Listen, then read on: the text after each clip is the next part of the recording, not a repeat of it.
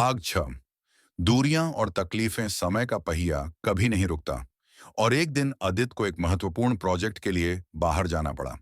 यह project college के लिए था और उसे पूरे महीने के लिए शहर से बाहर जाना था।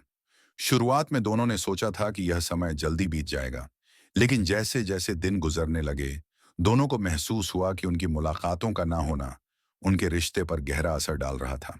सारिका ने पहली बार महसूस किया कि बिना आदित्य के उसका दिन अधूरा सा लगता था। उसकी आदतें, उनकी छोटी छोटी मुलाकातें और वो चुटकुले जो दोनों एक दूसरे के साथ साझा करते थे, अब यादें बन गई थीं। एक दिन जब वह अपने कमरे में अकेली बैठी थी, उसने फोन उठाया और आदित्य को कॉल किया।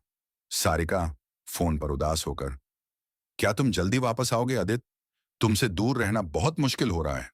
आदित्य को सारिका की आवाज में एक गहरी उदासी महसूस हुई और उसका दिल भी उसी दर्द से भर गया।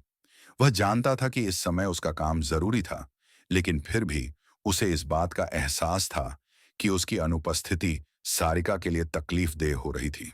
आदित्य नर्म आवाज में, मैं जानता हूं सारिका, लेकिन मुझे जल्दी वापस लौटने का वादा है। बस थोड़ा इंतजार करो। तुम समझ सकती हो, मुझे इस प्रोजेक्ट को पूरा करना है ताकि हम भविष्य में एक साथ और अच्छा वक्त बिता सकें। सारिका चुप रही, लेकिन उसकी आंखों में नमी थी। उसने महसूस किया कि आदित्य का यह जाना उनके रिश्ते में दरार पैदा नहीं कर सकता था, लेकिन दूरियां दोनों के दिलों में एक अजनबी सी खामोशी लाती जा रही थी। सारिका धीरे से, मैं समझती हूं, लेकिन क्या तुमने कभी सोचा है कि हम दोनों की जिंदगियां एक दूसरे के बिना कैसी होंगी?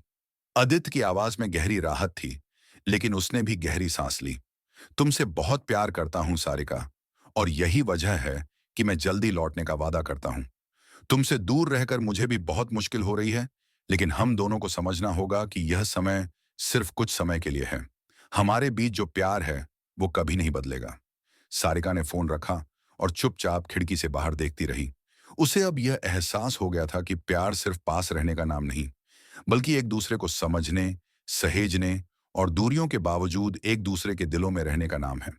आदित्य का दिल भी उस वक्त तड़प रहा था, लेकिन उसने अपने काम को प्राथमिकता दी, क्योंकि वह जानता था कि एक दिन वह लौटकर सारिका के पास जाएगा और उसे यह समझाएगा कि उसका प्यार सच्चा है और ये दूरियां कभी भी उनके रिश्ते को कमजोर नहीं कर सकती।